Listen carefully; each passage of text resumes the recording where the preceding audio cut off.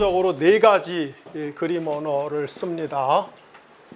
하나는 교회를 그리스도의 몸으로 부르는 것, 그 다음에 교회를 그리스도의 성전으로 부르는 것, 그리고 교회를 그리스도의 신부로 부르는 것, 그 다음에 우리가 구원받는 것을 그리스도로 옷 입다라고 묘사하는 것. 이거 바울의 아주 독특한 표현이에요. 네, 여담입니다만 사실 제가 이 책을 교정을 보다가 이 대목에서 완전히 내가 정말 너무 아주 슬펐어요.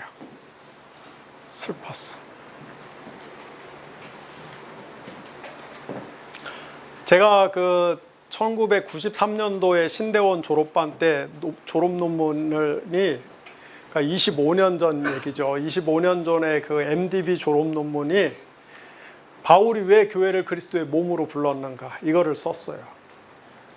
그래서 제가 그때 이제 세웠던 가설이 이것은 다메섹 체험에서 왔을 것이다. 바울이 교회를 그리스도의 몸으로 부른 것은 다메섹 체험에서 천상에 계신 예수님을 만나보고 나서 예수님이 지상의 교회와 자신을 동일시하는 것에서 어떤 동기를 부여받았을 것이다. 그리고 이제 저쪽에 구약 유대교에 있는 메르카바 환상전승이라고 해서 굉장히 이 복잡한 또 이 묵시문학 전승 환상 체험 전승이 있어요. 그것의 맥락에서 흐름 전승사에서 다메섹 체험을 해석을 했을 것이다. 그리고 예수님이 복음서에서 자신을 성전이라고 부른 이것에 대한 지식을 바울이 가지고 있었을 것이다.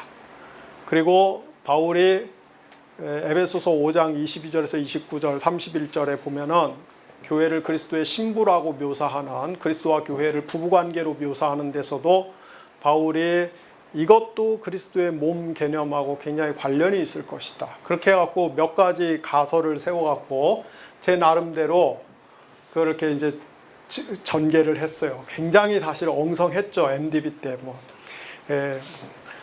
그런 글을 쓴 사람이 당시에 세계에 한 사람도 없었어요. 그래갖고 내가 세계 최초로 가설을 세워서 이러이러한 경로를 통해서 이러이러한 구조로 바울이 교회를 그리스도의 몸으로 불렀을 것이다. 이렇게 했어요. 그리고 교수님들한테 직사게 구사리를 먹었어요. 소설을 쓴다고. 바울이 교회를 그리스도의 몸으로 부른 거는 그냥 공동체 사이의 연합을 얘기한 거지, 공동체 사이에 지체가 서로 은사를 가지고 봉사하는 그거 얘기하는 거지, 쓸데없는 이런 추리를 한 게 아니다, 막 이렇게 얘기했어요.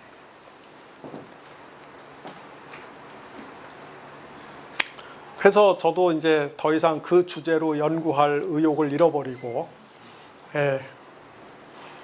미련 없이 학문의 길을 떠나서 야전을 팍팍 불렀는데, 이 책을 내가 교정을 보는데 이 저자가 25년 전에 내가 한 얘기를 하고 있는 거예요. 그리고 지금 똑같은 그 메타포들을 얘기를 하는데, 그리고 내가 보니까 이 저자는 충분히 연결을 못 시켰어요. 그런데 자기는 확신한대. 내가 옛날에 생각했던 그 얘기와 비슷한 얘기를 하면서 자기는 확신을 한대요. 근데 내가 보니까 이게 아주 밀도 있게 그리고 굉장히 설득력 있게 내적으로 연결은 못 시켰어요. 근데 자기가 이걸 이제 처음으로 이런 제안을 하면서 자기는 확신을 한대요. 그리고 이 책이 2014년도 올해의 신학책을 받았잖아요. 그래서 내가 정말 한국인으로 태어난 게 죄다. 그리고 총신에서 공부한 게 죄다.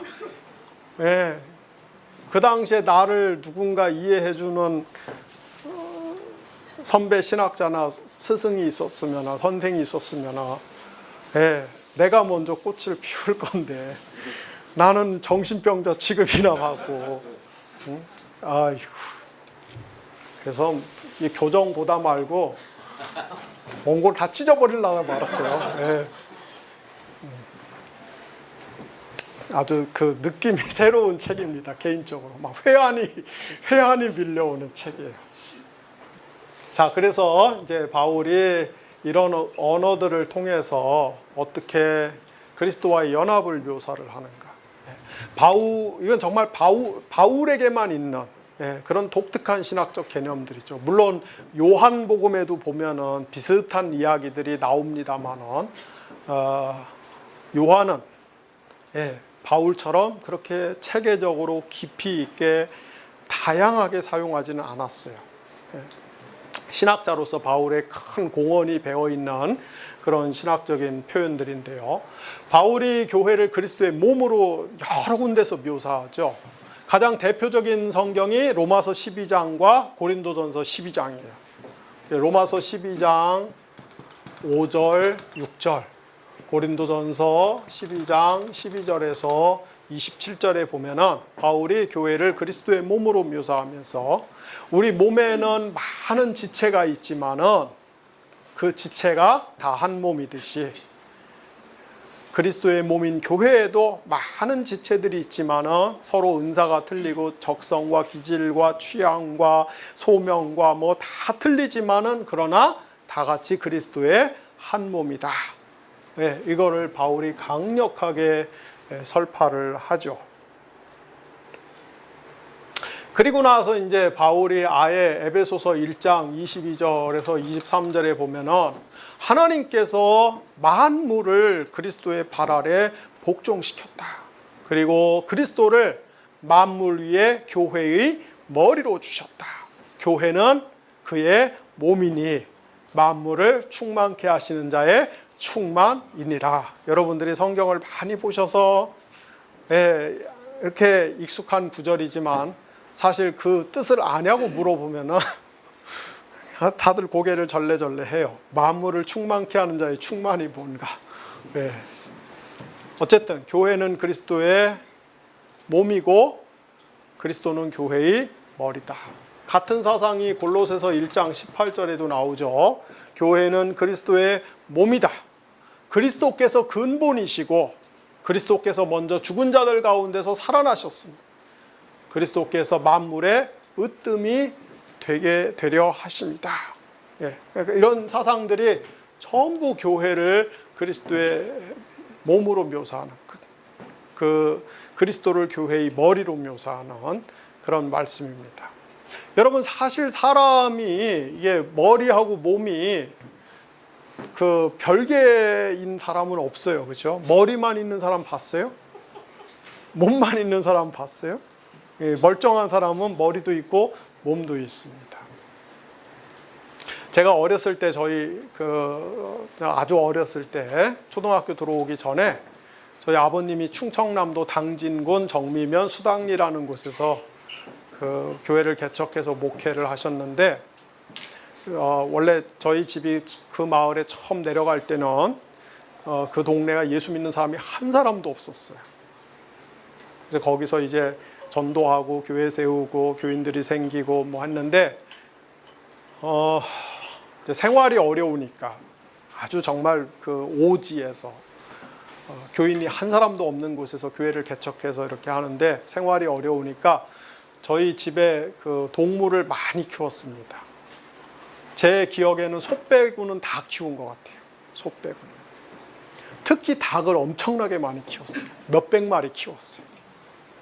제 아침에 하루 일과가 6살, 7살 때 우리 어머님이 짝대기 하나 하고 페인트통 이렇게 빈통 하나 쥐어주면서 가서 개구리하고 뱀 잡아와라 그러면은 제가 짝대기 하나 들고서 한 오전 내내 숲을 헤치고 돌아다니면서 뱀하고 개구리하고 닥치는 대로 보면은 패 갖고서 잡아갖고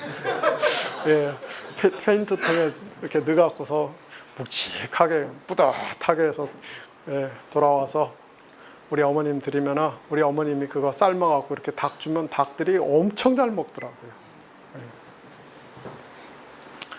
그 하루는 집에서 우리 아버지가 닭을 잡으셨는데 닭을 이렇게 칼로 모가지를 내리쳤는데 닭이 모가지가 날아갔는데 이놈의 닭이 살아갖고서는 나를 위해서 전속력으로 나를 향해서 뛰어오는데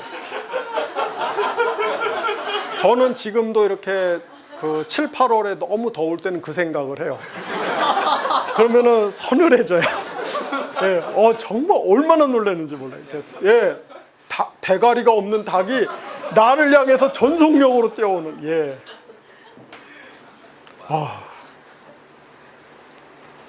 이 얘기를 하니까 지금도 갑자기 추워졌어요. 그래서 저는 생전에 대가리 없는 닭은 봤지만은 머리가 없는 사람은 본 적이 없어요.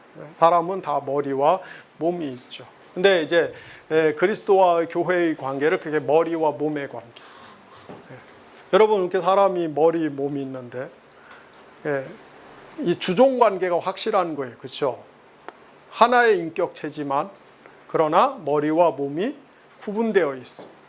그리고 몸이 머리의 통제를 받는 것이지 머리가 몸의 통제를 받는 게 아니에요. 그렇죠?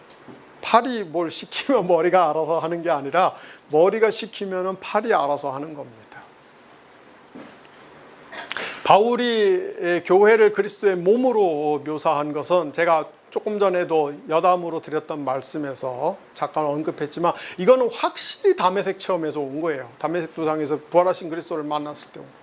여러분들이 신약자들의 책을 읽어보면은 요즘은 어떤지 모르겠습니다만은 그 과거에 100년 동안에 어떤 신학자들도 다 이 바울이 왜 교회를 그리스도의 몸으로 불렀는가, 이게 그 고대 그리스 로마 세계에 있었던, 지중해 세계에 있었던 무슨 신비주의 이런 거에서 바울이 베껴온 것이다. 아담 기독론에서 베껴온 것, 별 그런 얘기 했는데, 아니, 제가 볼 때는 이건 다메섹 체험에서 온 거예요. 왜냐하면 다메섹에서 바울이 예수 믿는 사람들 잡아 죽이려고 막 혈기 등등해서 가고 있는데 예수님이 나타나셔서 바울한테 뭐라고 그랬어요? 왜 네가 나를 핍박하느냐. 바울이 그리스도인들을 핍박하는데 예수님은 왜 네가 나를 핍박하느냐. 그래서 예수님이 그리스도인과 자기를 혼연일체로 여기시는, 동일체로 여기시는 것에서 바울이 아마 어떤 신학적 아이디어를 얻었을 것이다. 그리고 방금 말씀드린 것처럼 머리와 몸이 하나의 유기체지만 그러나 구분되어 있는 것처럼 그리스도와 교회가 하나의 영적인 유기체, 그만큼 인격적으로 밀접한 관계를 갖고 있는, 이게 연합의 개념이죠. 연합의 개념. 그러나 그리스도와 우리가 구분되어 있는 거예요. 그 우선권, 주도권, 통제권은 머리 대신 그리스도께서 갖고 있는 것이죠. 더 중요한 것은 사실은 여러분 예수님께서 우리가 대충 지상에서의 3년 동안의 공생애, 3년 동안 공생애를 지내신 다음에 사실 아주 작은 일을 하신 거예요. 팔레스타인에서 몇 사람 치료해주고 몇 사람 귀신 내쫓고 몇 명에게 전도하고 그나마 다 도망가고 배신하고 그러고 나서 예수님 십자가에서 승천하실 때 한 500명 정도 남아 있었던 정도. 요즘 한국에 10,000명 넘어가는 교회 목사님만큼도 사역을 못했어요, 예수님이. 물리적으로 보면 큰 무슨 대단한 업적을 이루신 게 아닙니다. 그리고 나서 본인은 승천해 버리셨죠. 그러면은 팔레스틴 밖에 있는 수많은 그 인류들, 구원받아야 될 그 인류들은 어떻게 되는 것인가? 바로 그 일을 위해서 예수님이 성령을 보내셔서 교회를 세우셔서 교회로 하여금 그 일을 하게 하신 것이죠. 그래서 천상에 계신 예수님은 머리로서 모든 것들을 기획하시고 지시하시고 감독하시고 명령이나 지시나 똑같네. 지상에 있는 교회는 그분의 몸으로서 이 모든 것들을 수행하고 실천함으로 인하여서 예수님이 3년 동안 팔레스타인에서 하셨던 그 하나님 나라 선포 사역을 온 세상으로 확산시키는 일을 하는 거죠. 그것이 복음서와 사도행전에 나타난 그 선교 사역의 연속성입니다. 그런데 이것을 가장 잘 표현할 수 있는 개념이 사실은 머리 몸인 거예요. 머리 몸인 거. 그러면서 이 몸이 갖고 있는, 그리스도의 몸이 갖고 있는 이 메타포어가 갖고 있는 장점이 뭡니까? 고린도전서 12장이나 로마서 12장에서 바울이 이야기하듯이 우리 몸에 많은 지체가 있고 그 역할이 서로 다르듯이, 그러나 그 서로 다른 지체들이 각기 조화를 이루어서 몸 전체의 유익을 위하듯이, 교회 안에 보면 정말 천차만별이잖아요. 천차만별. 그렇죠? 그런데 그 모든 사람들이 다양한 소명과 봉사를 통해서 합력해서 교회를 세워가는 것이죠. 세워가는 것. 그래서 교회가 갖고 있는 다양성을 묘사하는 데 있어서도 이 몸이 갖고 있는 굉장한, 몸 은유가 갖고 있는 굉장한 장점이 있는 거죠. 뿐만 아니라 여러분, 우리 이 몸이라고 하는 것은 이 유아 시절부터 해서 그 성년이 되기까지 끊임없이 어떻게 됩니까? 성장하죠. 그렇죠? 성장해. 그 다음에 이제 성년이 돼서 노년이 될 때까지는 어떻게 됩니까? 성숙해지는 거죠.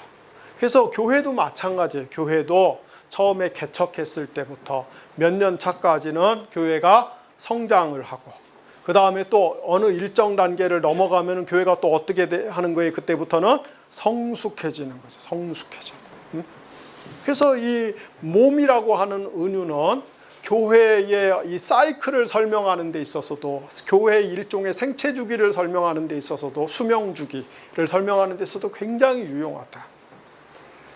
근데 우리 한국 교회는 계속 성장만 하려고 하니까 문제예요. 교회마다 죽을 때까지 성장만 하려고. 네. 근데 그 성장도 굉장히 건강한 성장이면 괜찮은데, 네. 자꾸 이상한 성장을 하려고 그러는 거예요. 제가 페이스북에다가 우통 사진 올리고 나서 엄청 후회했어요. 근데 우리 저 이성순 간사님이 나보고 그래요. 그거 목사님 사진 맞아요, 진짜? 그래요. 그래서 보여줄 수도 없고. 그래?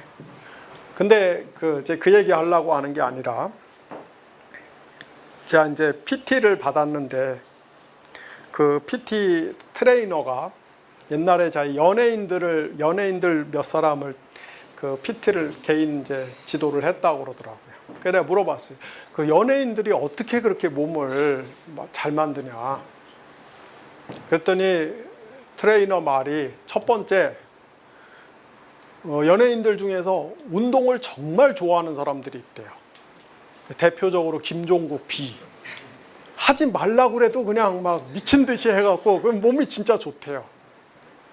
그 다음에 그 출연 요청이 없어갖고 할 일이 없어갖고 맨날 헬스장에 와서 하루 종일 살면서 그 해갖고서 몸을 만드는 연예인들이 있대요. 근데 그런 사람들 말고 이제 그 진짜 초특급 배우들, 예. 뭐 하여튼 아시잖아요, 그죠? 저기 뭐 아저씨의 뭐 저 태양의 후예에서 하여튼 초특급 배우들이 이 그 시나리오 나오고 배역 결정되고 그럼 몇 달 안에 그렇게 몸 만드는 연예인들. 그래요. 그거 어떻게 그렇게 하냐? 나도 해보려고. 예, 그거는 아니고 어떻게 그렇게 단기간에 그렇게 되냐? 그랬더니 그거는 전부 약물을 쓴다는 거예요. 금지된 약물. 그래갖고서 그 몸을 만드는데 그 약물을 쓰는 순간에, 단백질 보강제나 이런 약물을 쓰는 순간에 간하고 신장이 바로 망가지기 때문에 평생 병원에서 관리를 받아야 된대요. 그리고 그 호르몬이 막 이상한 호르몬이 나와서, 예, 하여튼 뭐 제가 실명을 거론하기는 뭐합니다. 모 배우는 그 드라마 찍고 나서 남자 배우가 여성 호르몬이 너무 많이 나와갖고 가슴이 이렇게 여성 가슴처럼 그렇게 돼버리고 이런 게 있대요. 그냥 작품 하나를 위해서 그냥 그걸 감수하고 망가지는 거죠. 근데 제가 보기에 한국 교회가 막 뭐 성장하려고 막 하여튼 열심히 그냥 쉬지 않고 움직이는데 몸을 쓰는데 그런 그 건강하지 못한, 방식으로 이런 일들을 많이 한단 말이에요. 그러니까 이제 시간이 지나니까 이렇게 다 골병 들고, 예, 이제 병원 신세 지고, 약 안 먹으면 안 되는 그런 상태에 온 거예요. 지금 사실 한국 교회가 지금 그런 거예요, 사실. 근데 우리는 이렇게 성장을 하면 그 다음에는 어느 정도가 뭐 해야 돼요? 이제 성숙해지려고 그래야 되는데 한국 교회 이게 없어요. 이게 성숙해지려고 하는 게 없어요. 다 성장만 하려고 그래요. 근데 그러다 결국은 병 들어갖고 성장도 안 되는 거죠, 지금은. 네, 바울은 어쨌든 우리가 이 머리하고 몸이 얼마나 긴밀하게 연결돼 있어요. 이게 하나의 몸이잖아요. 하나의 존재잖아요. 그러나 구분되고, 그러나 하나의 존재. 마찬가지로 그리스도와의 교회, 그리스도와의 신자와의 이 밀접한 관계, 이 연합의 관계를 묘사하는 데 있어서 이 몸 개념을 쓰는 거죠. 또 바울이 즐겨 쓰는 그림 언어가 교회를 하나님의 성전으로 묘사하는 거죠. 신자들을 하나님의 성전으로 묘사하는 겁니다. 그래서 성전에 대한 거는 고린도전서 3장 16절, 17절, 고린도전서 6장 19절, 20절, 고린도후서 6장 16절, 에베소서 2장 20절, 22절. 여기에 보면은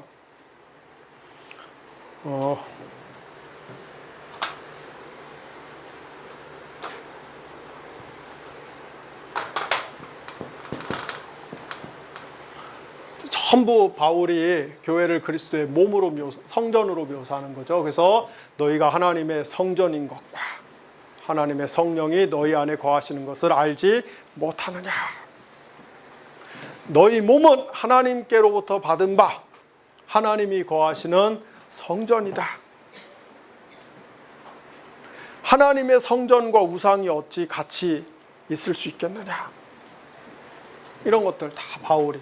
그래서 교회를, 신자들을 하나님의 성전으로 묘사. 에베소서 2장 22절에 보면은 건물이 서로 모퉁이 돌을 중심으로 해서 연결되어서 하나의 건물로 세워져 가듯이 여러분들이, 신자들이 그리스도 안에서, 성령 안에서 하나님에 의해서 그 그리스도의 몸으로서, 교회로서 성장해 간다. 이렇게 그런 묘사들. 이게 전부 다 그런 것들입니다. 이것도 아까 제가 설명드린 그림 언어를 가지고 말씀드리면은 예수님이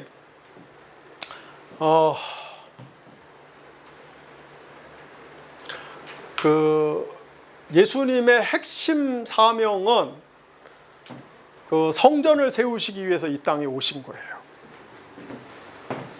성전이라고 하는 말이, 예수님의 핵심 사명이 성전을 세우시기 위해서 이 땅에 오신 것이다. 이게 어디서 출발하냐면은 구약성경 사무엘하 7장 12절에서 16절 예언에서 나단의 예언에서 출발을 합니다. 사무엘하 7장에 보면은 내러티브의 맥락이 다윗이 하나님을 위하여 성전을 지으려고 만반의 준비를 다 해놨어요.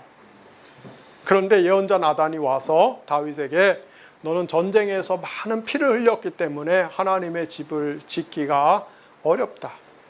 그러나 네가 준비한 것들을 가지고 네 아들이 하나님의 성전을 지을 것이다. 그래서 다윗이 하나님의 성전을 짓는 것이 아니라 다윗의 후손이 다윗의 아들이 하나님의 성전을 지어요. 근데 구약 성경에서 다윗의 아들은 곧 하나님의 아들이에요. 그래서 이스라엘의 왕들은 하나님의 아들로 불리는 거예요. 그러니까 다윗의 아들 곧 하나님의 아들이 하나님의 성전을 짓습니다. 그 예언이 1차적으로는 솔로몬에게서 성취가 돼요. 그러나 궁극적으로는 진정한 하나님의 아들이신 예수 그리스도, 다윗의 후손인 하나님의 아들 예수 그리스도가 성전을 짐으로 인하여서 이제 사무엘하 7장 12절에서 16절에 나오는 나단의 예언이 궁극적으로 최종적으로 완성이 됩니다. 그래서 이 예언의 근거에서 봤을 때 예수님의 사명은 뭐다? 성전을 짓는 자예요. 성전을 짓는 자. 그런데 성전이라고 하는 것은 크게 두 가지의 특성이 있습니다. 하나는 하나님의 임재의 장소, 임재의 공간, 임재의 영역이라는 게 있고요. 또 하나는 성전의 기능은 뭐냐면 죄 용서의 기능이 있어요. 죄 용서의 기능. 그래서 구약에 보면 성전은 하나님의 영광이 임재하는, 하나님 쉐키나가 함께하는 곳이에요. 그리고 그 성전에서 제사장이 제사를 드려서 뭐 합니까? 백성들의 죄를 사하죠. 여러분 복음서에 보면은 예수님은 성령이 충만한 분이셨어요. 성령을 통한 하나님의 임재가 충만한 분이셨어요. 그래서 예수님이 출생하실 때 성령이 충만해져 갖고 성령으로 나셨어요. 예수님 임신 자체가 그리고 출생 자체가 완전히 성령에 의해서 되는 거예요. 그리고 예수님이 공생애 시작하실 때 요단강에서 세례받는데 하늘이 열리고 성령이 내려오셨어요. 그래서 예수님이 성령이 충만해지셔 갖고 광야로 시험을 받으러 나가셨어요. 그냥 광야에 나가서 40일 금식 기도하면서 성령이 충만해진 게 아니라 성령이 충만해져 갖고 광야에 마귀와 싸우러 나가셨어요. 이렇게 예수님은 이게 공생에서 세례 수태와 세례 때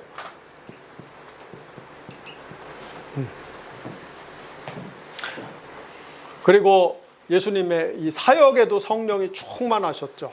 그래서 예수님이 성령이 충만해져서 성령의 능력으로 귀신을 내쫓고 병을 고치고 권세 있게 하나님의 말씀을 전하니까 저는 오늘날의 교회에도 이런 그 성령 충만한 설교자들이 나와야 된다고 생각해요. 목사님들이, 신학도들이 물론 신학 공부 정말 열심히 해야 돼요. 또 인문학 공부도 열심히 해야 됩니다. 공부 많이 해야 돼요. 공부 열심히 해야 되죠. 그러나 기본적으로 목사님들은, 교회 리더십들은, 장로님들도 마찬가지예요. 무슨 헌금 조금 하면 뭐 그게 좋은 장로인 줄 알고 아니에요. 장로의 직분은 신령한 거예요. 신령한 사람들이 장로를 해야죠. 신약 성경에서 신령하다는 말은 사실은 우리가 생각할 때 뭔가 이렇게 좀 경건하고 그거 아니에요. 신약 성경에서 신령하다는 말은 다 성령의 사람이라는 거예요.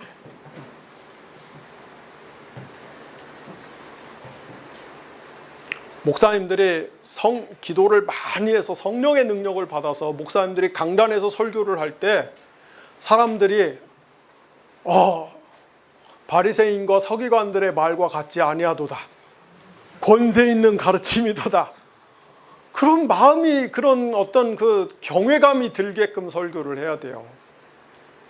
목사님들이 기도를 하면은 정말 하나님이 병을 고쳐주시고 사람들의 그 매듭과 결박을 풀어주시고 뭔가 역사가 나타나야죠. 알량하게 신학책 몇 쪽 읽은 것 같고서는 오늘날에는 은사가 중지됐다고 그러고 이딴 햇소리 나왔고 성령이 역사를 안 하는 거예요. 근데 예수님은 그렇지 않았어요. 예수님은 성령이 충만해져서 그냥 성령이 예수님을 몰고 돌아다니면서 성령이 역사하시니까 예수님을 통해서 얼마나 놀라운 기적들이 나타납니다.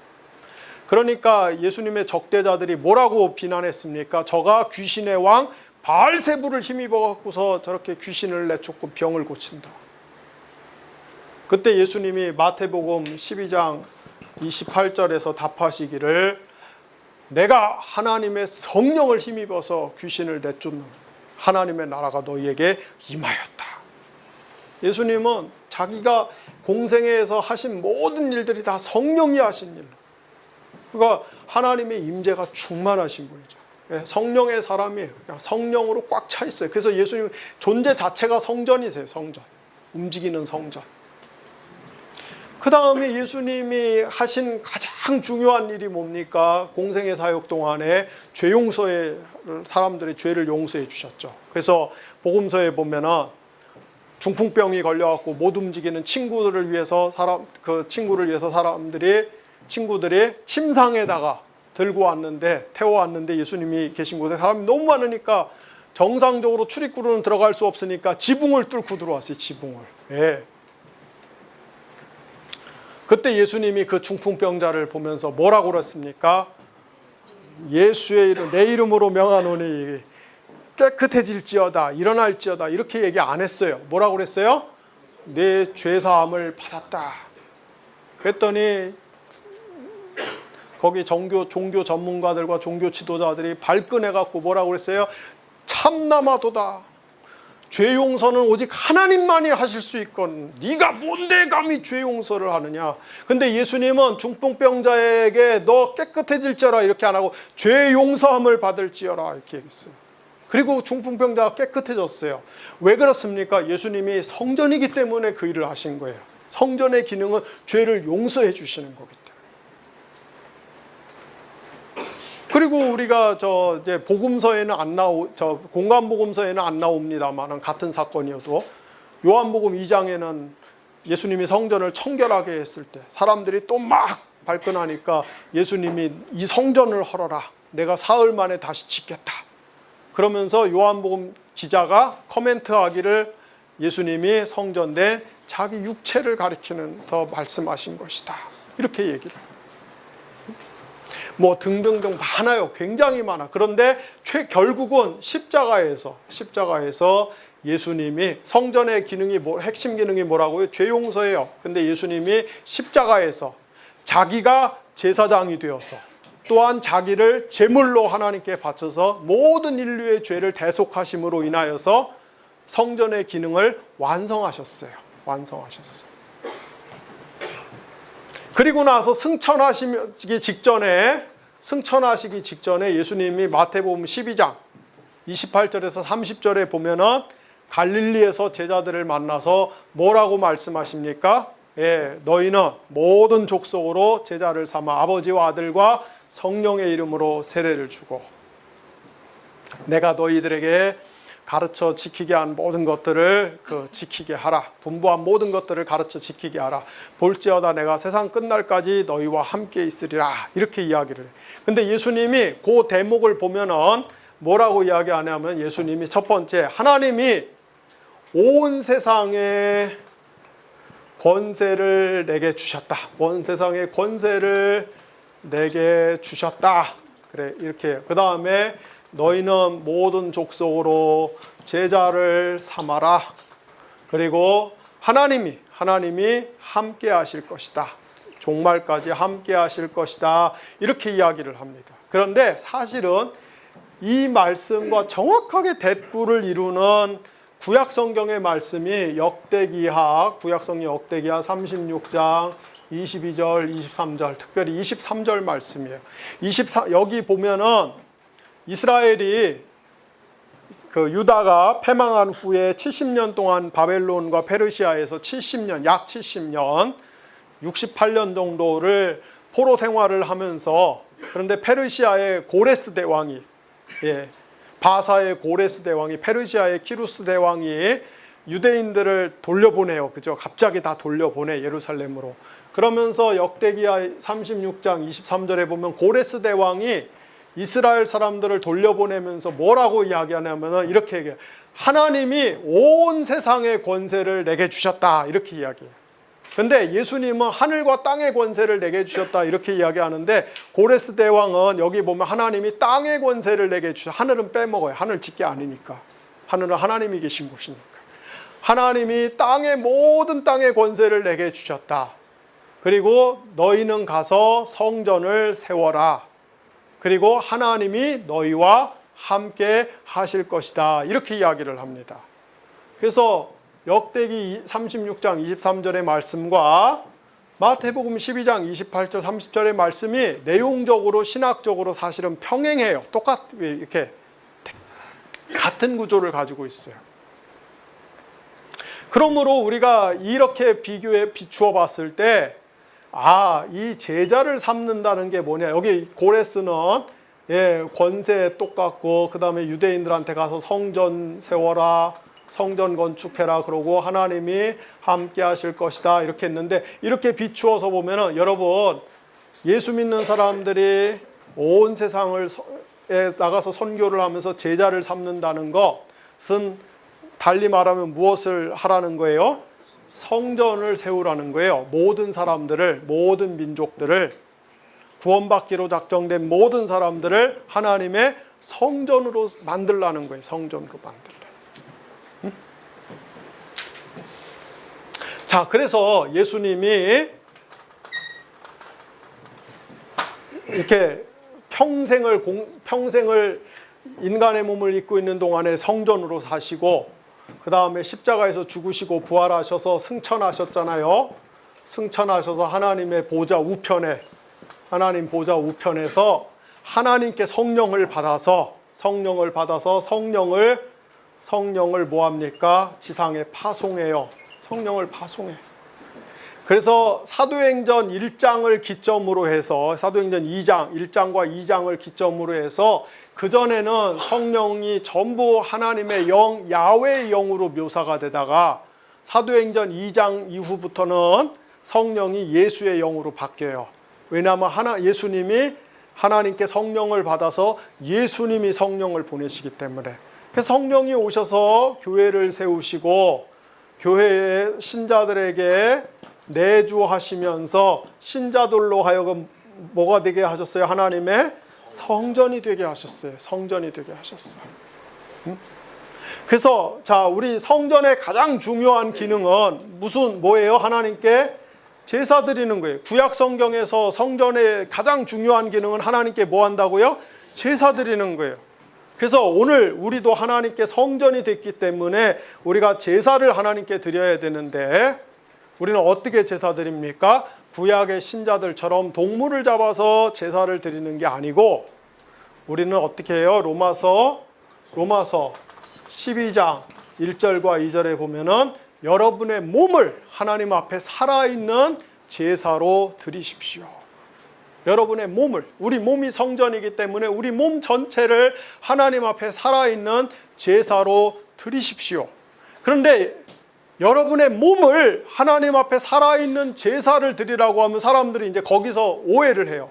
아, 교회 가서 계속 뭐 청소하고 주방 봉사하고 기도하고 전도하러 나가고 주변에 골목 돌아다니면서 물티슈 나눠주면서 예수 믿으라고 그러고, 아, 1년 내내 이렇게 몸으로 봉사하라는 말인가 보다 라고 생각하는데, 그런 의미가 아니고, 그것도 가끔은 해야 돼요. 가끔은. 네, 그래야 교회가 돌아가니까. 그리고 그런 거를 통해서도 우리가 그리스도의 일에 참여하고 봉사하고 순종하는 게 뭔지를 배우는 거니까, 배우는 거. 저는 사실 개인적으로 식탐이 정말 없는 사람이에요. 그래서 그냥 나 혼자 있을 때, 나 혼자 살면은요, 먹을 거에 대한 어떤 필요나 욕구 자체를 거의 안 느낍니다. 근데 제가 열심히 시장 얼마나 잘 보는데, 얼마나, 항상 이마트도요, 저녁 8시에서 8시 반 사이에 가요. 왜냐면 그때 가면 50% 할인하거든요. 그런 것만 알아요, 그런 거. 근데 왜 그러냐면은, 내가 그렇게 움직여야 우리 식구들 먹이고, 직원들 먹이고, 내 주변에 있는 사람들 이렇게 하기 때문에. 내 본성을 거슬러서 하는 거예요. 그런 거, 사실 내 본성적으로 그런 거 관심이 없어요, 사실. 근데 그렇게 움직여서, 몸을 움직여서, 그 별거 아닌 것 같고 사소한 것 같지만 움직여서 봉사하고 섬기는 걸 배우는 거죠. 배우는 거. 그래서 저는 그 교회에서 필요하다고 생각해요. 청소도 좀 하고, 하고 다 해야 돼요. 맨날 앉아서 무슨 세미나만 하고 신학책 읽고 토론만 하고 그렇습니까? 그런 교회가 사실은 건강한 교회가 아니에요.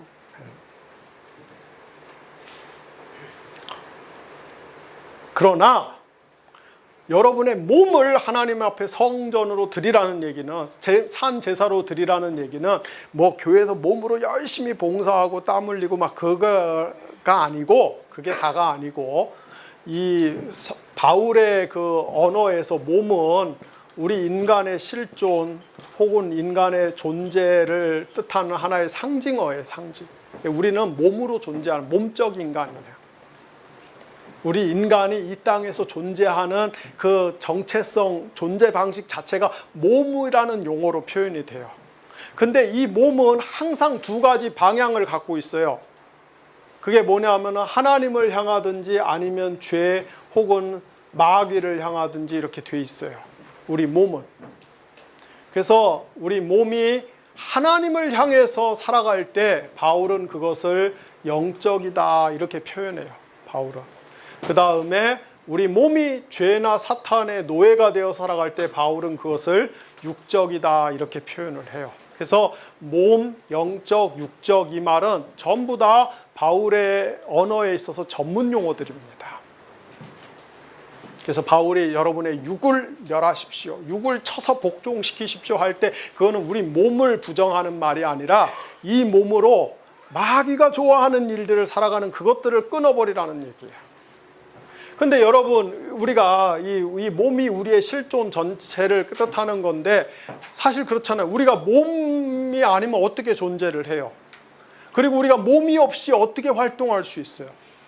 우리가 생각하는 거, 이 머리가 있기 때문에 생각할 수 있는, 우리가 말하는 거, 입이 있기 때문에, 머리가 있기 때문에, 우리가 그림을 그리고 노래를 부르는 거, 운동을 하는 거, 사랑하는 것, 일하는 것, 돈 버는 것, 모든 것들 우리가 몸으로 존재하기 때문에 표현이 되는 거예요.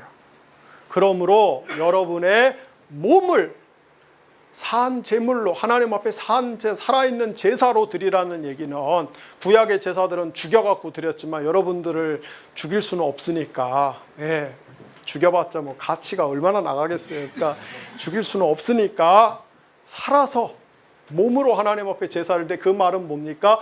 여러분의 몸으로 표현되는 삶 전체를 하나님께 바치라는 얘기예요.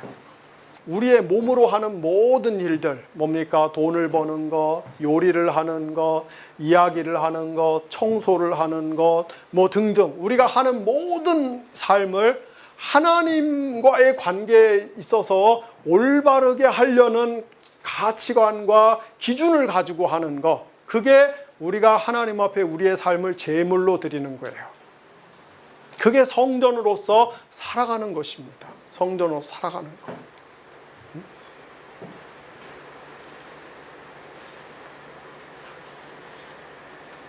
저는 개인적으로 세상에서 제일 많이 하지는 못하지만 그래도 평균적으로 따지면 상위 50% 안에는 들 거라고 생각을 하는데, 제가 기도 생활을 꾸준히 하죠, 하나님께. 그리고 될 수 있으면 깊이 하려고.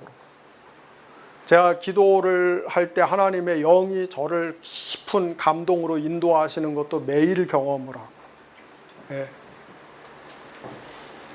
제가 문 잠가놓고, 제 사무실에서 문 잠가놓고 찬송가 엄청 크게 틀어놓고 기도하니까 그냥 찬송가 소리가 나오면은 오후 3시에서 5시 사이에 찬송가 소리가 나오면 그냥 우리 회사 직원들은 기도하나 보다 이렇게 생각. 근데 한 번도 내가 기도하는 걸 본 적이 없어서 그렇지, 만약에 누군가가 거기다 몰래카메라 설치하고 내가 기도하는 거 보면은 와, 저렇게 기도하나. 저는 기도 시간 내내 엄청나게 막 진동을 해요. 그래서 에너지 소비가 사실 굉장히 많아요. 그냥 하나님의 영에 막 사로잡혀서 기도하는 거예요.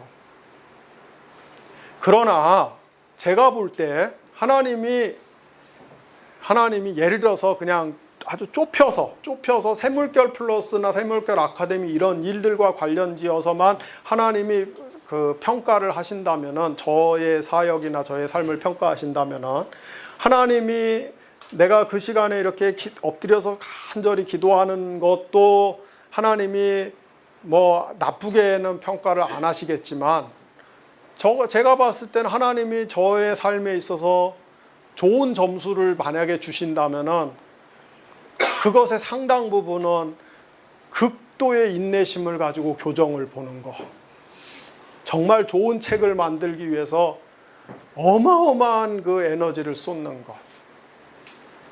그 다음에 뭐 우리 김은덕 목사님은 한 번씩 보시겠지만 사람들 저한테 상담하러 왔을 때, 그쵸?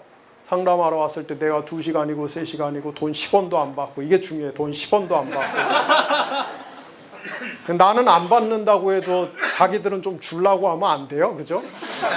그냥 2시간이고 3시간이고 어떤 사람은 4시간이고 5시간이고 내가 여기 찾아오는 분들은요, 정말 자기들 나름대로는 벼랑에 다룡다룡 매달려 있다고 생각하기 때문에 와서 사실은 나한테 모든 독을 막 쏟아부어요. 얼마나 자기가 사는 게 힘든지, 얼마나 이 세상이 지옥 같은지, 얼마나 자기 남편이 왼수인지 막.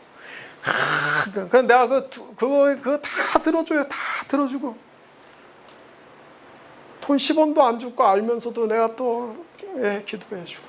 지난번에 어떤 권사님은 그냥 내 생각에 한 15분 기도했나 보다 뭐 하고서 이렇게 보냈는데, 나중에 그분이 나한테 이메일 쓴 거 보니까 자기가 내 기도할 때 녹음했는데 집에 가서 틀어보니까 35분 찍혔다고 그러더라고요.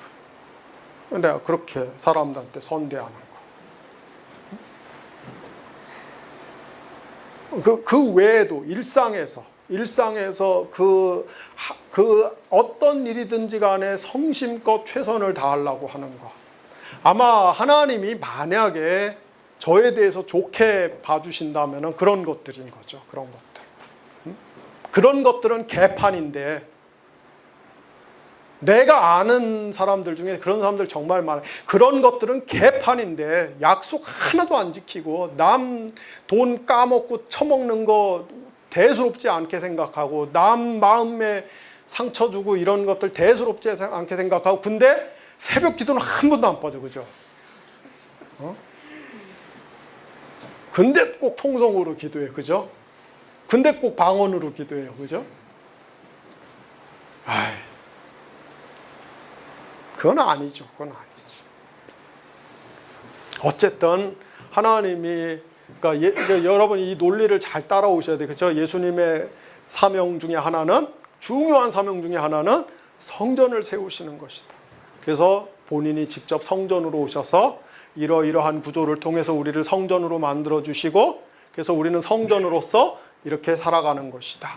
근데 이게 너무나 긴밀하게 연결되어 있기 때문에, 그래서 바울이 이렇게 얘기를 하는 거예요. 여러분이 성전입니다. 여러분이 예수와 연결돼서 지어져 가고 있는 것입니다. 그런데 바울은 그냥 이렇게 한마디 하면은 지가 이해를 했으니까 우리도 다 이해할 줄 알고 그냥 한마디 하고서 넘어가죠. 나처럼 이렇게 친절하게 설명을 안 해줘요. 그죠? 그래서 나같이 이렇게 풀어서 설명해 줄 사람 필요해요. 그게 아니고, 바울 시대에는 글을 하나를 쓰려면은 이 동물을 한 마리 잡아갖고 가죽을 벗겨서 말리고 정성스럽게 손질을 하고, 아니면 이 파피루스, 갈대 마른 걸로 엮어서 만든 그 파피루스에 글자 몇 개 쓰면은 그냥 한 장 지나가는 거예요. 그러니까 우리처럼 막 컴퓨터에서 마음껏 쓸 수 있고 지우고 막 이렇게 할 수 있는 게 아니죠. 그러니까 아주 중요하고 핵심적인 이야기, 본질적인 이야기를 하고, 그래서 우리는 거기에 기초해서 이런 것들을 연역해냄으로 인하여서 이제 하나의 신학적 체계를 갖추는 것이죠. 자, 이런 의미에서 바울이 우리가 그리스도와 얼마나 긴밀히 연결되어 있는가, 그리스도와 얼마나 연합해 있는가, 이거를 보여주기 위해서 우리를 그리스도의 뭐다? 하나님의 성전이다, 이렇게 불렀어요. 자, 시간이 많이 또 가서 그 다음에 이제 조금 그리스도의 신부, 이거는 에베소서 5장 22절에서 31절에 나오는 것이죠. 여러분 잘 아시는 말씀이에요. 결혼식 갈 때마다 수도 없이 듣는. 시대가 바뀐 줄도 모르고 목사님들이 계속 신부한테 순종하라고 그러는데, 어쨌든 바울이 에베소서 5장 22절에서 31절에 보면은 신랑과 신부와의 관계를, 신부와의 관계를 그리스도와 교회의 관계와 이렇게 서로 연결져서 표현을 하죠. 그래서 사실은 여기서 이게 누가 머리냐, 누가 복종을 해야 되고 누가 이거는 제가 볼 때 큰 의미는 없어요. 왜냐하면은 죄송한 이야기입니다만 어느 정도는 바울 시대의 세계관과 그런 관념과 바울의 경험이 여기에 배어 있을 것이다. 그러니까 2000년 전의 그레코 로망 사회에는 특히 유대 사회 굉장히 가부장적 사회이기 때문에 이 남성 중심적인 사상들이 어느 정도는 배어 있을 것이다. 유대인들 사회가 얼마나 가부장적 사회냐면요. 그 유대인들 중에서는 그 바리새 학파 크게 샴마이 학파가 있고 샴마이가 있고 힐렐 학파가 있는데 이거는 아주 엄격한 아주 근본주의자들. 이거는 굉장히 그 자유롭고 융통성이 있는. 그런데 이 힐렐 학파의 가르침조차도 유대인 남성들이 이혼을 할 수 있는 케이스들이 있어요.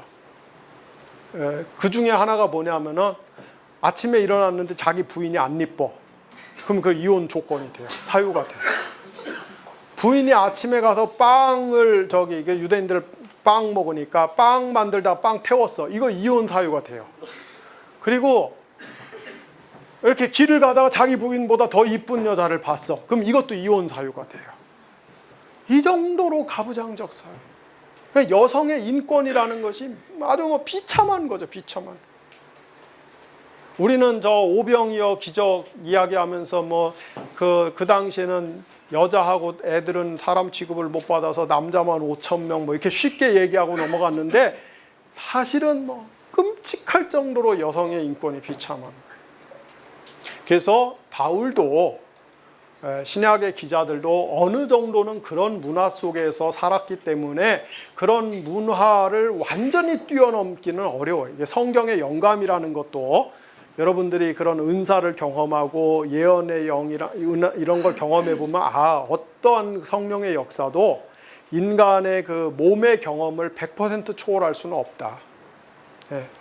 그래서 제가 그 우스갯소리로 한 번씩 하는 말이, 제가 이렇게 사람들 기도해 줄 때 환상도 많이 보고 어떤 하나님이 주시는 굉장히 많은 인사이트와 상징 언어들을 사용해서 표현하는데 그 하나님이 한 번도 나한테는 이과 쪽 환상을 안 보여줘요. 공대 이과 쪽 환상을 안 보여줘요. 왜냐하면 보여줘도 내가 모르기 때문에. 철저하게 저는 인문학입니다. 왜냐하면 내 몸의 경험이 그렇기 때문에. 성령의 역사라는 것이 그렇게 사람의 몸의 경험하고 결국에 분리될 수 있는 게 아니에요. 그래서 신약의 성경의 저자들도 영감을 받았다 할지라도 그것은 그 문화적 방식으로 표현되는, 그러나 그럼에도 불구하고 바울이 사실은 절대로 가부장이라고 할 수 없는, 남성 위주 그런 걸 할 수 없는 게, 여러분 여성들에게 순종하라고 이야기하지만 그러나 바로 이어서 남성들에게 자기 아내를 사랑하기를 어떻게 사랑해라? 그리스도께서 교회를 위하여 자기 몸을 내어주신 것처럼. 와. 그래서 오늘 여기 있는 결혼하신 남자들은 전부 오늘 가시기 전에 전부 십자가에 자기를 못 받고 가셔야 돼요. 그 십자가로 상징되는 자기 부인, 십자가로 상징되는 그 내어줌, 십자가로 상징되는 그 희생과 헌신, 상상을 초월하는 거죠. 어떻게 우리가 그 바울을 가부장주의라고 얘기할 수 있겠어요? 그러나 어쨌든 우리가 그런 점들을 다 감안하고, 그래서 사실은 부부가 얼마나 깊은 연합의 관계입니까? 연합의 관계. 요즘 이제 21세기 들어서 이런 관념들이 자꾸 희미해지지만, 그러나 성경 시대의 기준으로 봤을 때 얼마나 이 부부 간의 그 하나됨은 얼마나 깊은 친밀감과 연합의 관계인가. 마찬가지로 교회와 그리스도가 그렇게 밀접하게 연합되어 있다는 것, 연결되어 있다는 것. 그래서 바울이 이 용어를 갖다 쓰는 이유가 있는 것이죠. 그렇기 때문에 창세기 2장 24절에 있는 아담과 하와가 하나 된 그 본문을 바울이 인용하기도 하는 것이고. 그러니까 우리가 이제 이런 면에서 자꾸 좀 우리 기준을 높일 필요가 있어요. 교회에 대한 기준들. 여러분, 그 교회, 여러분이 지금 출석하는 교회, 여러분이 목회하는 교회가 얼마나 예수님하고 진짜 연합하고 있습니까?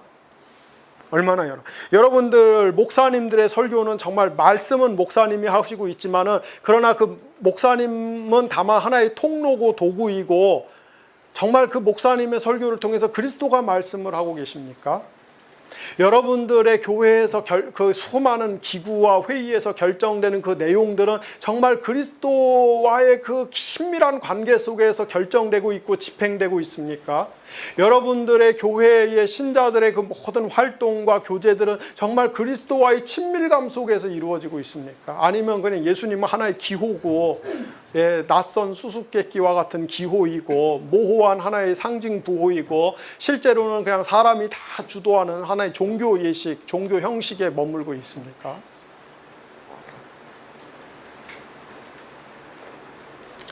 저는 그 교회가 재정도 굉장히 투명하게 해야 돼요. 그건 정말 맞는 말이죠.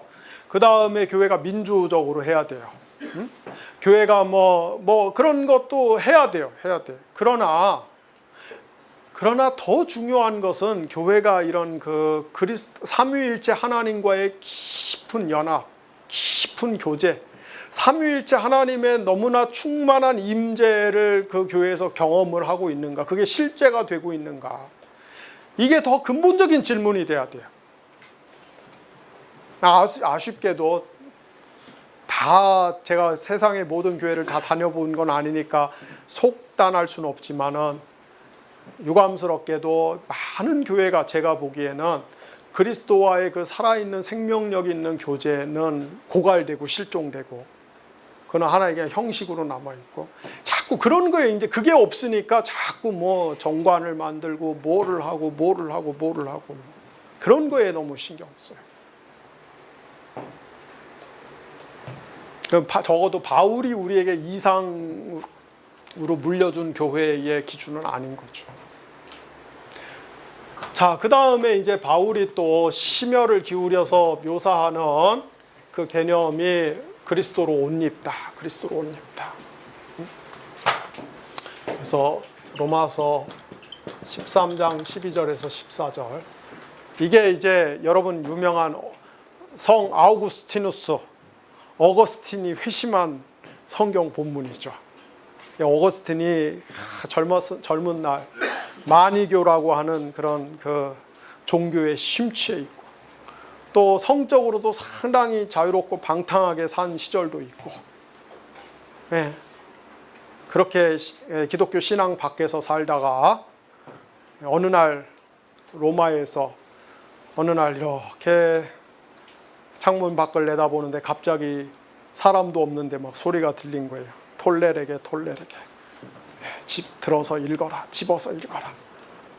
그래서 그냥 무심결에 자기 옆에 있는 성경책을 들어갖고 쫙 그냥 생각 없이 펼쳤는데 로마서 13장 12절에서 14절이 나온 거죠. 그래서 어거스틴이 이 성경 읽고서는 회심을 했죠.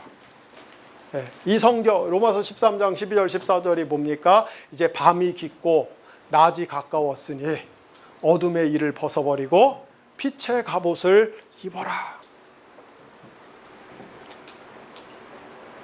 그 술 취함과 방탕함과 술 취함을 벗어버리고, 시기와 질투도 벗어버리고,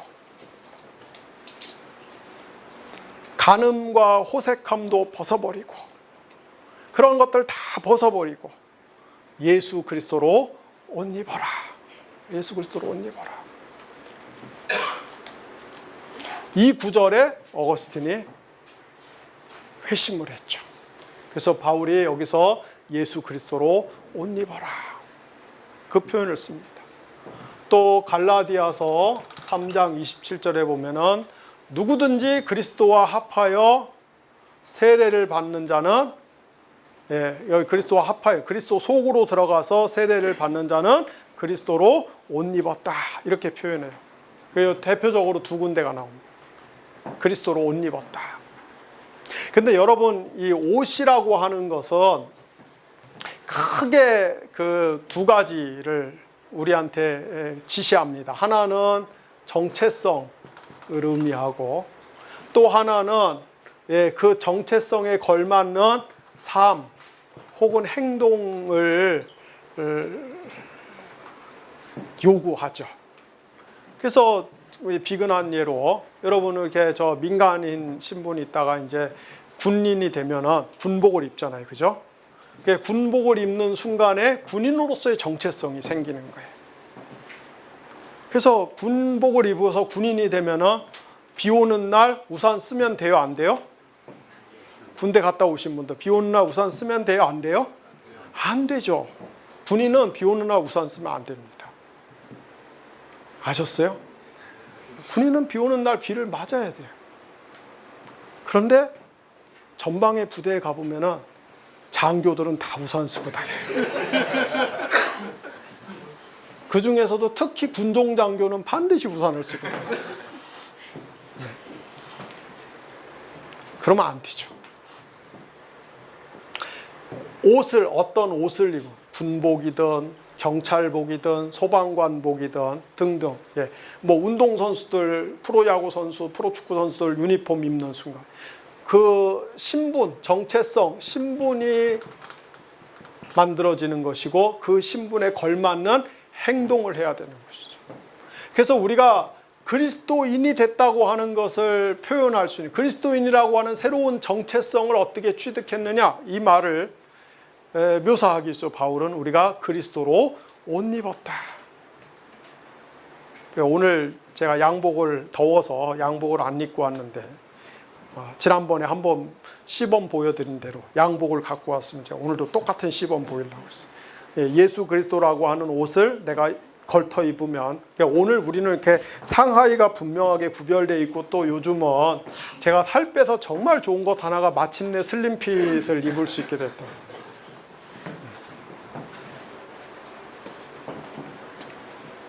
요즘은 다 이렇게 뭐 얇고 조그맣게 만드는데 유대인들의 옷들은 다 그 옛날 그 유대인들의 옷들은 그 중동 지방의 옷을 그냥 통으로 뒤집어 입는 거죠. 통으로. 그래서 예수님이라고 하는 옷을 통으로 뒤집어 입으면은 이렇게 딱 보면은 예수님처럼 보이는 거예요. 예수님을 옷 입었기 때문에. 그래서 우리는 허물과 죄로 죽어 있는 사람인데 예수 그리스도라고 하는 옷을 뒤집어 입으면은 하나님이 보셨을 때 우리가 예수님처럼 보이는 거예요. 예수님으로 뒤집어 입었기 때문에. 그래서 바울이 갈라디아서 3장 27절에서 그 누구든지 그리스도 이 세례를 받는 걸 그렇게 표현하는 거죠. 그리스도 속으로 들어가서 옷 속으로 들어가서 옷 뒤집어 입듯이 이게 세례라는 거예요. 그리스도와의 연합이라는 것이. 그리스도 세례를 받는 자는 그리스도로 옷 입었다. 그래서 세례 받으면은 그리스도를 뒤집어 입었기 때문에 하나님 보셨을 때 그리스도처럼 의인처럼 봐주신다는 거예요. 그러면은 자연스럽게 그 새롭게 형성된 신분과 정체성에 맞게 뭐가 나와야 됩니까? 행동이 나와야 되죠. 행동. 그래서 바울이 에베소서 4장 22절에서 24절에 보면은 여러분들은 유혹에 썩어져가는 구습을 따르는 옛사람을 벗어버리고 의와 진리의 거룩함을 입은 새사람을 입으라. 이제는 의와 진리와 거룩함으로 살아가는 삶의 방식을 취해야 된다는 거예요. 예수를 옷 입었기 때문에. 저기 골로새서 3장 12절에 보면은 골로새 3장 12절인가요? 맞나 모르겠는데 골로새 3장 12절에 보면은 예를 들어서 그리스도인들은 겸손과 온유와 긍휼과 자비와 인내와 이런 옷을 입어라. 그러니까 겸손, 긍휼, 자비, 인내 뭐 이런 옷을 입으란 얘기는 여러분들 집에 있는 하얀 티에다가 그 겸손 이렇게 쓰고 온유 이렇게 쓰고 긍휼 이렇게 쓰고 하루에 한 번씩 갈아입고 다니라는 얘기가 아니고 그죠? 어떻게 됩니까? 그러한 마음과 자세를 가지고 살아가라는 얘기라는 거죠. 살아가라. 저는 뭐 다른 거는 모르고요. 다른 거는 모르고 뭐 믿음, 소망, 사랑 이런 건 난 모르고요. 제가 생각할 때 예수 믿는 사람들의 삶 속에서 정말 제가 생각할 때 사람마다 조금씩 다 틀리겠지만 제가 생각할 때 진짜 그 중요한 가치, 중요한 덕목 두 가지를 꼽으라면은 저는 이거를 꼽고 싶어요. 하나는 긍휼, 이거 우리 자비죠. 자비. 불쌍히 여기는 마음. 그 다음에 하나는 인내. 예. 다른 사람을 좀 불쌍히 여기는 거. 불쌍히 여기는 거. 불쌍히 여기는 거. 그 다음에 참고 견디는 거. 예. 제 아내가 저한테 늘 꾸사리 주는 말이 있습니다. 저의 가장 큰 장점은 인내심. 당신의 가장 큰 장점은 인내심. 당신의 가장 큰 문제는 포기할 줄 모른다는 거. 그 옆에 있는 사람을 다 힘들게 만들어 놓는다는 거. 예. 근데 정말 우리가 예수 믿는데요, 예수 믿는 너무 힘든 게 너무 많아요. 예수 믿는데 힘든 게 너무 많아. 그래서 좀 포기하고 싶고 여기까지 더는 못하겠다. 그런 마음이 정말 굴뚝같이 밀려오는데 한 번 더 참는 거죠. 한 번 더 참는 거. 그리고 다른 사람을 보면은 불쌍히 여기는 거. 불쌍히 여기는 거.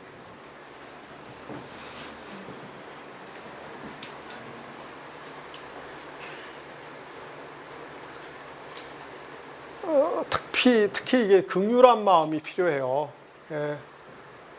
기도 많이 하고 설교 잘하고 신학 지식 엄청 많고 이런 목사님들 중에도 신학자들 중에도 제가 보기에 긍휼이 없는 분들이 덜어 있어요. 긍휼. 정의, 원칙. 그래서 진짜 긍휼이 없어요. 근데 성경은 뭐라고 이야기하냐면은 긍휼이 없으면은 나중에 하나님 앞에 심판받을 때 무슨 심판을 받아요? 긍휼이 없는 심판을 받으리라. 우리가 이 땅에서 다른 사람을 긍휼히 여겨야 하나님도 이 다음에 우리를 긍휼히 여겨주신다는 거예요. 어쨌든 그래서 성경은 이런 옷들을 입어라. 이런 옷들. 이런 모든 것들이 그리스도와의 연합을 상징하는 그런 메타포들입니다.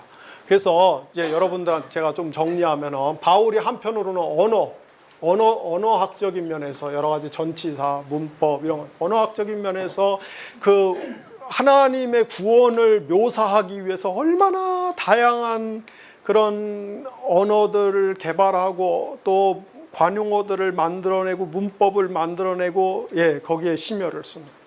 그 다음에 또 이 그 은유적 표현들, 상징적 표현들을 만들기 위해서, 그러니까 이건 하나의 그 치밀함, 정밀함, 섬세함, 이건 하나의 상상력, 그쵸?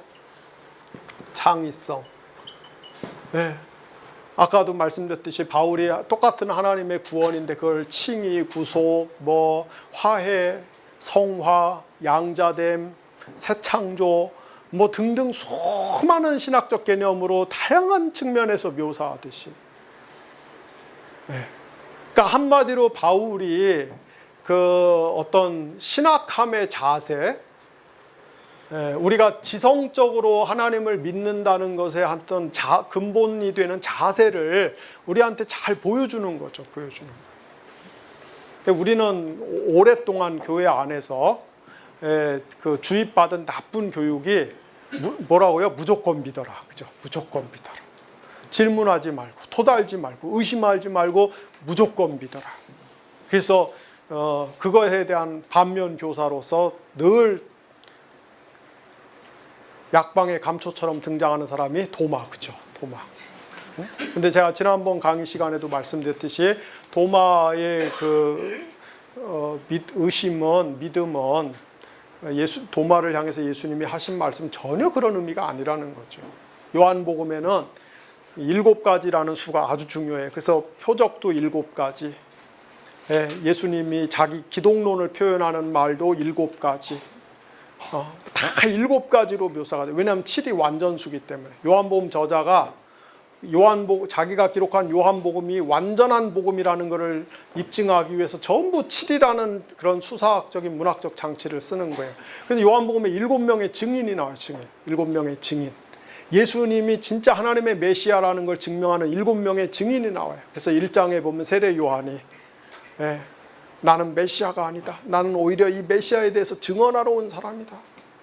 그 다음에 4장에 가면 사마리아의 그 수가성에서 만난 여인이 예수님을 증언하고 뭐 등등등등 쭉 가다가 마지막에 등장하는 증인이 도마예요. 도마. 그래서 도마의 증언으로 도마가 부활하신 예수님을 만나고 나서 뭐라고 고백합니까? 주는 그리스도시요 살아계신 하나님의 아들입니다. 도마의 증언으로 요한복음의 증언이 완성이 되는 거예요. 그래서 우리가 부활하신 예수님을 본 적이 없는데 봤어요? 예수님 손에 창자국 봤어요? 손에 창자국은 아무도 못 봤지. 손에 못자국 봤어요? 옆구리에 창자국 봤어요? 아무도 못 봤죠. 근데 우리는 그거를 믿잖아요. 어떻게 믿어요? 도마의 증언이 있기 때문에. 그래서 도마의 증언은 오늘 우리를 위해서 우리의 믿음을 견고하게 해주는 그 요한복음 증인들의 증언을 완성시켜주는 증언이지, 그런 역할을 하는 거지. 우리가 맨날 2000년 동안 도마가 천국에서 귀가 얼마나 간지러웠겠어요. 알지도 못하고 맨날 목사님들이 자기를 씹어대갖고.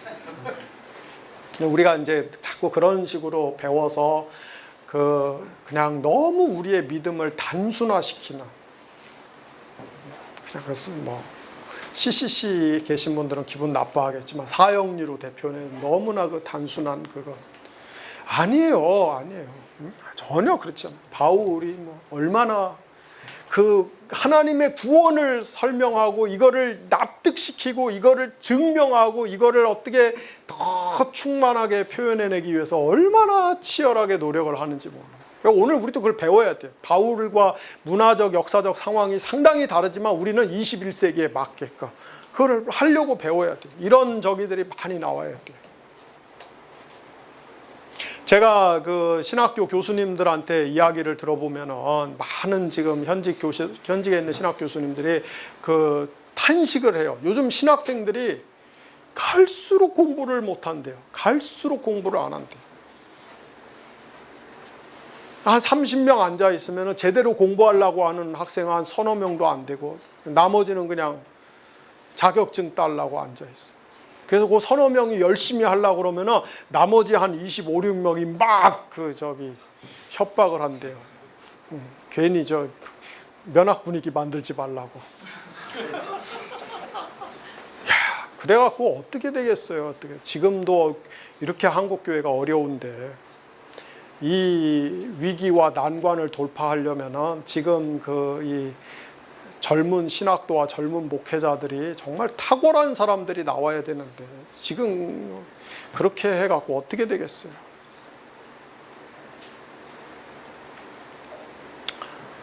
자, 이제 마치겠습니다. 그래서 좀 정리를 하면은 바울이 이 전치사들 그리스도 안에 그리스도와 함께 그리스도를 통해서 이런 전치사들을 통해서 바울은 뭐 예를 들어서 안에 그리스도 안에 그리스도 안에 그러니까 바울은 누구 사람을 부를 때도요 전부 그리스도 안에 있는 사도 아무개에게, 그리스도 안에 있는 형제 아무개, 그리스도 안에 있는 자매 아무에게, 그리스도 안에 있는 종, 그리스도 안에 있는 일꾼, 그리스도 안에 있는 누구, 그리스도 안에 있는 누구 그냥 부른 적이 없어요. 전부 그가 사람을 대하는 방식은 그가 그리스도 안에 있는 존재라는 것을 전제하고 해요. 또 바울은 모든 그리스도인의 행동을 이야기할 때도 전부 그리스도 안에. 그러니까 오늘부터 여러분들이 이제 이 강의를 듣고 나서 참조하시고서 바울 서신들을 읽어보면 정말 그렇구나. 우리가 생각하는 것, 말하는 것, 권면하는 것, 증언하는 것, 기도하는 것, 참는 것, 굳게 서는 것, 뭐 하는 거, 바울은 전부 그 앞에 그리스도 안에서 그렇게 해라. 그리스도 안에서 그렇게 해라. 그리스도 안에서 그렇게 해야 된다.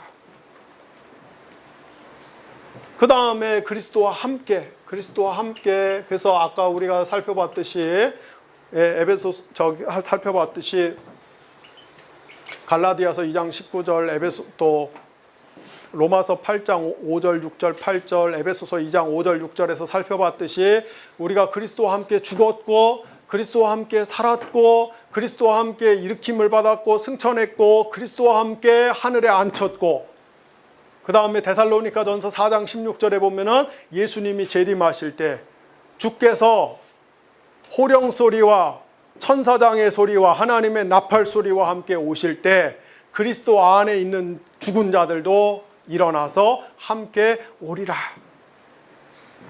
그래서 그리스도인의 이 십자가의 죽음서부터 부활과 재림까지의 모든 그리스도인의 실존이 그리스도와 함께와 연결되어 있어요. 그리고 그리스도를 통해서, 물론 하나님이 우리를 예정하시고 구원하시고 하나님의 자녀 삼아주신 것도 다 그리스도를 통해서 하신 것이고, 동시에 우리가 하나님께 감사하는 것, 하나님께 찬양하는 것, 모든 것도 우리가 하나님께 하는 것도 다 그리스도를 통해서 하는 거다, 이렇게 이야기를 해요. 그리고 또 바울이 뭐라고 이야기합니까? 우리가 살아가는 것, 신자들이 살아가는 것은 다보다 여러분이 그리스도의 몸처럼 살아라. 그리스도의 몸처럼 살아라. 그리스도의 성전처럼 살아라. 그리스도의 신부처럼 살아라. 그죠? 여러분이 그리스도로 옷 입은 사람처럼 살아라. 옷 입은 사람처럼. 그래서 한마디로 바울에게는 교리와 윤리 전체가, 그죠? 신앙과 삶 전체가 예수님과 뗄래야 뗄 수 없는 그런 사이였다는 거예요. 그러니까 진짜 그냥 예수님으로 꽉 차 있던 사람, 예수님으로 충만했던 사람. 아까도 말씀드린 것처럼 바울이 무슨 수도원에서 세상과 담쌓고 하루 종일 무슨 기도만 하고 영성일기만 쓰고 그러면서 예수님만 묵상하고 그런 사람이 아니었잖아요. 그런 사람이 아니었어. 그가 얼마나 많은 지역을 선교를 위해서 여행을 했습니까? 여러분, 서울에서 부산까지가 450km, 60km 되는데 여러분 보고 서울에서 부산까지 지금 경부고속도로 따라서 걸어가라고 그러면 가겠어요? 걸어가라고 그러면은 가겠어요? 안 가죠. 돈 7만 원 내고 KTX 타고 말지. 바울이 예루살렘에서 시작해서 로마까지 지중해 연안을 그 2000년 전에 그 교통이 불비하던 시절에, 그 통신이 불비하던 시절에 무수히 걸어다니면서 복음을 전합니다. 그러면서 바울이 자기 고난의 목록에서 뭐라고 그래요? 내가 얼마나 많은 강도의 위협을 당했느냐. 그리스도를 위해서 받은 고난을 이야기하면서. 그리고 갈라디아 지방에서 전도하기 위해서 저기 타우루스 산맥 넘어가다가 아마도 열병에 걸려서 바울이 그 시력을 거의 다 잃어버렸을 거예요. 그래서 갈라디아서에 보면은 맨 마지막에 바울이 자기가 이렇게 구술을 해갖고서 성경을 누가 대피를 하고 나서 마지막에 이 성경은 바울이 쓴 거나 진배 없다라고 표현하기 위해서 사인을 하면서 뭐라고 그래요? 이렇게 큰 글씨로 쓴 걸 봐라. 왜냐면 바울이 눈이 나빠갖고 굉장히 큰 글씨가 아니면은 안 보이는 거예요. 그렇게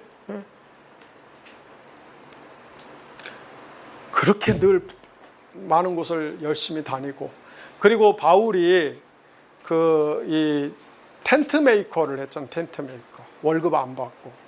어떤 분들은 텐트 메이커에 대해서 괜히 또 이게 굉장히 낭만적인 생각들을 갖고 있어요. 또 그거 보고.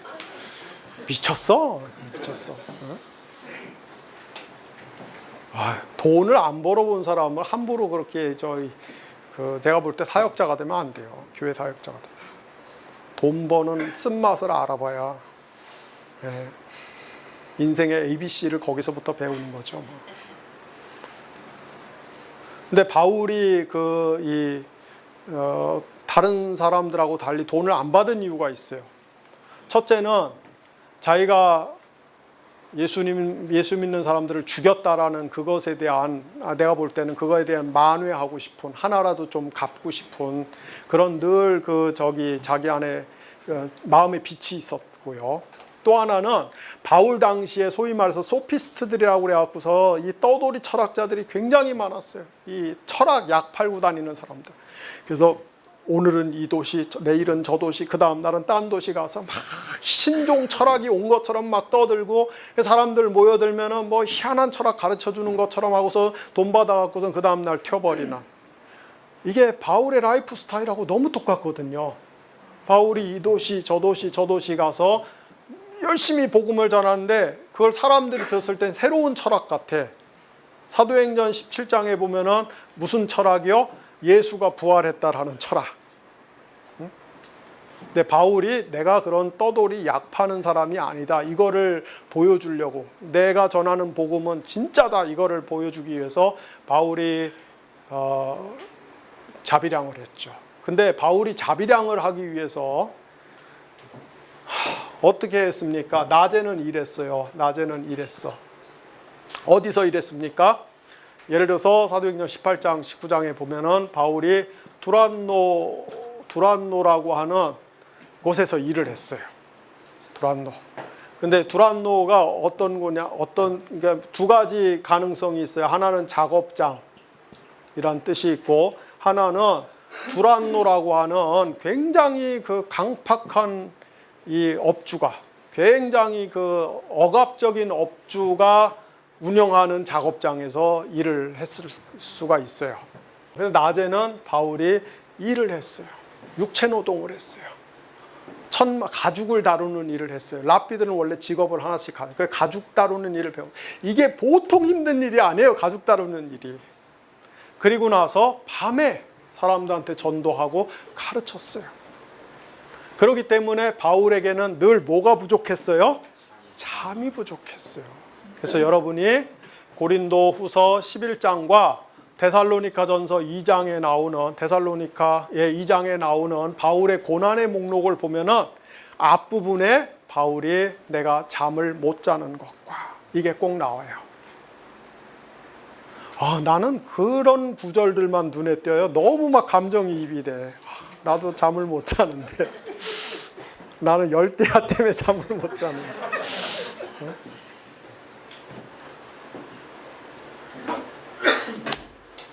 저도 예수님 때문에 잠을 많이 못 잤어요. 밤늦게까지 일을 해야 돼요. 저의 소원은 진짜 죽은 듯이 한 4시간 자보는 거예요. 근데 바울은 아마 훨씬 더 했던 것 같아요. 그래서 바울에게 늘 잠 못 자. 그렇게 해서 바울이 복음을 전하는 거예요. 복음을 전하는 거예요. 그러니까 바울이 얼마나 삶의 현장에서 치열하게 살았는지 몰라요. 정말 치열하게 살았어. 그런데 그 모든 것들을 바울은 다 누구하고 연결시킨 거예요? 예수님하고 연결시켜서 산 거예요. 예수님하고 연결시켜서.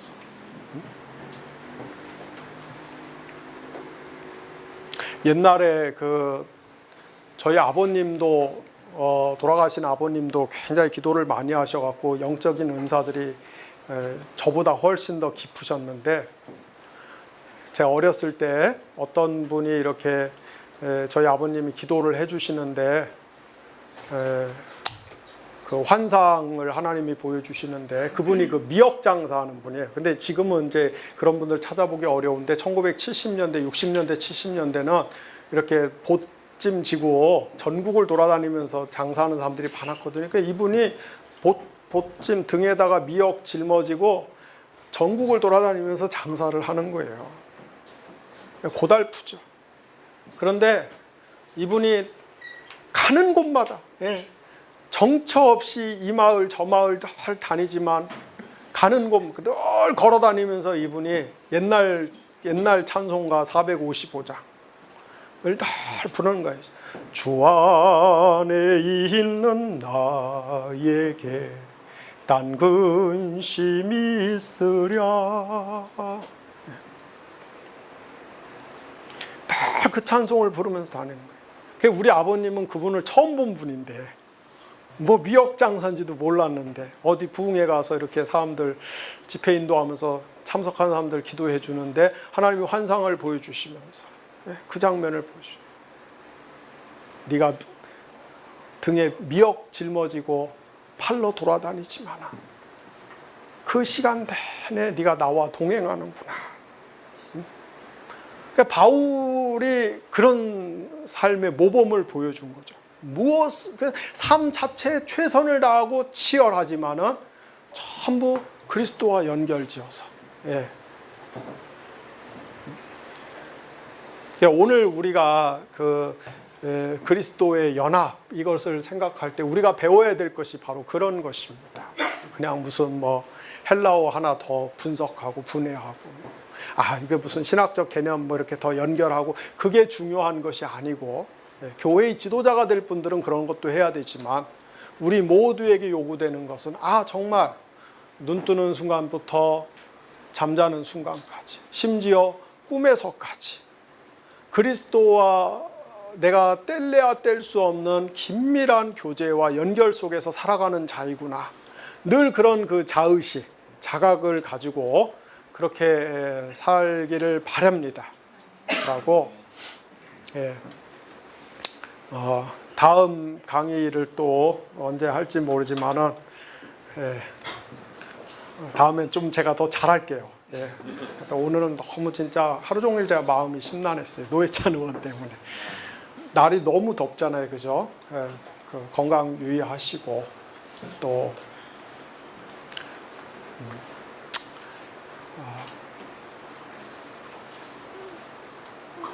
이렇게 살면서 참 힘든 일이 많잖아요. 살면서 힘든 일이 너무 많아요. 삶은 참 쉽지 않습니다. 다 그 백조가 우아하게 이렇게 있는 것 같아도 밑으로는 다 허우적거리고 있는 거예요. 누구나. 그래도 하나님이 참 그 위로의 하나님이시죠. 제 친구 중에 기도를 굉장히 많이 깊게 하는 목사님이 한 분 계시는데 한 2주 전에 만나서 같이 기도하는데 그 목사님이 나 위해서 기도해 주면서 그러더라고요. 하나님, 그 사람은 내가 늘 이렇게 되게 그 우아하게 근사하게 사는 줄 알아요.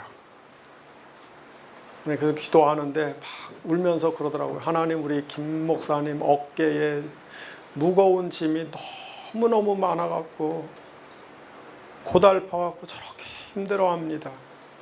그래서 내가 그 기도 들으면서 속으로 생각했어요. 하나님이 알긴 아는구나. 알긴 아는구나. 그래서 제가 드리고 싶은 말씀은 뭐 여기도 표현은 안 하시겠지만 다 자기 무거운 짐들이 있고 자기 아픔이 있고 고난이 있으시잖아요. 그래도 또 그걸 우리가 이겨내고 또 견뎌내고 한 걸음까지는 아니지만 그래도 또 반걸음 앞으로 가보고 앞으로 반걸음 갈 힘조차 없을 때는 그래도 그 서서 그 자리에 버티는 것도 참 기특한 거거든요. 그것도 대단한 거거든요. 그럴 수 있는 거는 제 경험으로는 쉬지 않고 기도하는 겁니다. 쉬지 않고. 바울이 고린도후서 1장 5절에서 우리의 고난이 그리스도로 말미암는 것처럼 우리의 위로도 그리스도로 말미암는도다.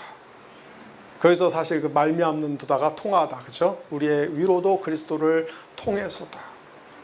저도 사실 기도를 통해서 그리스도의 위로를 받기 때문에 견디는 겁니다. 사람들이 알지도 못하는 사람들이 뒷담화하고 수군대고 그 루머를 만들어요.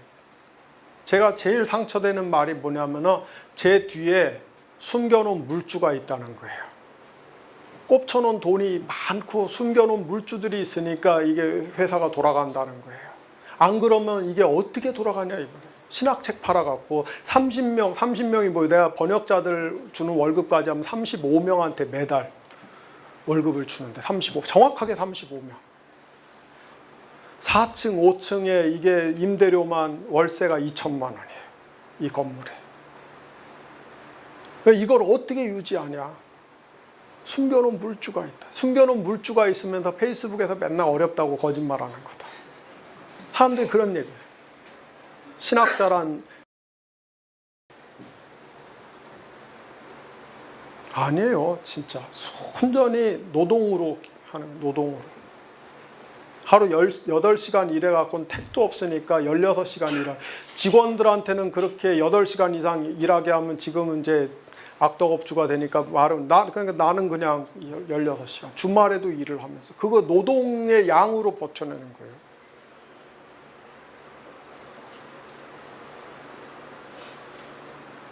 얼마나 힘들겠어요. 말이 그렇지. 그런데, 예, 진짜. 오후 2시까지는 오늘 딱 여기까지다. 여기까지. 안 해. 오늘 접을 거야. 근데 더 안 해. 진짜 못 해먹겠다. 힘들어서 못 해먹겠다. 오후 2시까지 딱 그 마음이 꽉 차 있다가 오후 3시에 기도하면은 예수님이 위로를 해주세요. 위로를 해주세요. 힘드냐? 힘드냐? 나도 다 그런 고난을 당했단다. 나도 다 그런 외로움을 겪어봤단다. 힘드냐? 내가 그래도 함께 하지 않느냐. 그래서 5시쯤 되면 마음이 싹 풀려요. 그러고 다음날 오후 2시 되면은 또 오늘 여기까지. 예, 그래요. 근데 기도의 힘으로, 예, 그래도 이렇게 물러가지는 않고 딱 버티거나 반발자국 앞에 나오거나. 그래서 제가 드릴 수 있는 거는,